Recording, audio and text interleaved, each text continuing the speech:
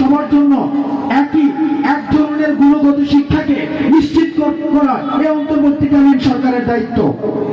এবং আমরা pressure group হিসেবে আমরা নিশ্চিত করতে চাই ঢাকায় বসে একটা শিক্ষার্থী যে ধরনের শিক্ষার সুযোগ পাবে ঠিক একইভাবে পাহাড়ের প্রান্তিক পর্যায় পর্যন্ত একই ধরনের শিক্ষা পাবে।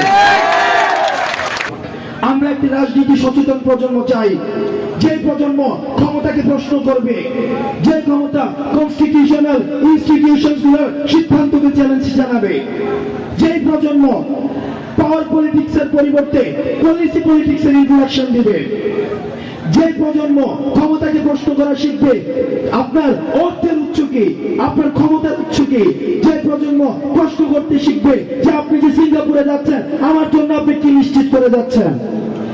কিন্তু আইএক পলিটিক্স প্রজন্ম যারা হচ্ছে রাজনীতি বিমুখ, তাদের মধ্যে যদি এই প্রজন্মের বিকাশ ঘটে তাহলেই কিন্তু পার্থক্যের মধ্য দিয়ে ফ্যাসিজমের আবার জেগে বসবে। আমাদের মধ্যে বর্তমান সরকারের অনেকেও যে চিকিৎসা করাতে সিঙ্গাপুর যাওয়ার জন্য প্রস্তুতি নিচ্ছে। আমরা আপনাদেরকে হুঁশিয়ার করতে চাই, এই যে আমাদের দ্বিতীয় স্বাধীনতা অনেক শহীদের রক্তের বিনিময়ে কেনা। আপনারা যদি আবার চিকিৎসার জন্য সিঙ্গাপুরে যেতে চান, বাংলাদেশের চিকিৎসা ব্যবস্থা সিঙ্গাপুরের মতো নিশ্চিত না করে আপনারা যদি নিজেরাই সিঙ্গাপুরের চিকিৎসা নিতে চান তাহলে এই সরকারে থাকার নৈতিক অবস্থান আপনারা হারিয়ে ফেলবেন। এই সরকারে যদি আপনারা থাকতে চান তাহলে সিঙ্গাপুরে গিয়ে সিঙ্গাপুরের চিকিৎসা ব্যবস্থা না নিয়ে সিঙ্গাপুরের চিকিৎসা ব্যবস্থা বাংলাদেশে আপনারা নিশ্চিত করুন।